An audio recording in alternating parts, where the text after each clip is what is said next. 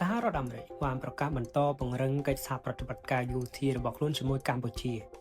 ក្នុងចំណោមវិធានការទាំងនោះរដ្ឋាភិបាលអាមេរិកសម្រេចដកការហាមឃាត់ការលក់អាវុធទៅឲ្យកម្ពុជាវិញហើយក៏នឹងចាប់ផ្ដើមធ្វើសម្ពយុទ្ធយោធារួមគ្នាដែលមានឈ្មោះថាឆ្មាំអង្គរឡើងវិញផងដែរបន្ទាប់ពីបានខកខានអស់រយៈពេលជិត1ទសវត្សរ៍យោងតាមសេចក្តីប្រកាសព័ត៌មានពីសេដ្ឋវិមានការសម្រេចចិត្តដកបំរាមអាវុធលើកម្ពុជាគឺផ្អែកលើកិច្ចការខិតខំប្រឹងប្រែងរបស់កម្ពុជាក្នុងការស្វែងរកសន្តិភាពនិងសន្តិសុខភាគីទាំងពីរបានយល់ព្រមបន្តសម្ពយុទ្ធយោធាទ្វេភាគីអង្គរ Senegal ដែលធ្លាប់បានធ្វើចុងក្រោយនៅឆ្នាំ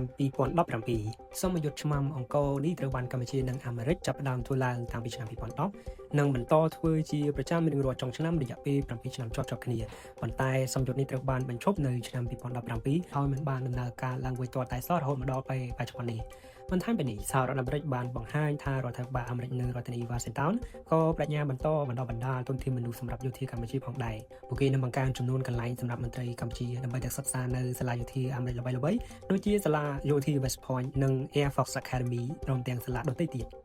ការបន្តកិច្ចសហប្រតិបត្តិការយោធាឡើងវិញរវាងប្រទេសទាំងពីរនៅពេលនេះត្រូវបានគេចាត់ទុកថាជាការបើកទំព័រថ្មីមួយនៅក្នុងទំនាក់ទំនងកម្ពុជាអាមេរិកវាកើតឡើងបន្ទាប់ពីកិច្ចជំនួបដំបូងរវាងប្រធានាធិបតីដូណាល់ត្រាំនិងសម្ដេចនាយករដ្ឋមន្ត្រីហ៊ុនម៉ាណែតក្នុងទីក្រុងកូឡាឡាំពូក្នុងឡងពេលកិច្ចប្រជុំកំពូលអាស៊ានអាមេរិកលោកប្រធានាធិបតីត្រាំក៏បានធ្វើជាសាក្សីក្នុងការចុះហត្ថលេខាលើកិច្ចព្រមព្រៀងសន្តិភាពដើម្បីបញ្ឈប់ភាពតានតឹងជុំវិញបញ្ហាព្រំដែនរវាងកម្ពុជានិងថៃផងដែរ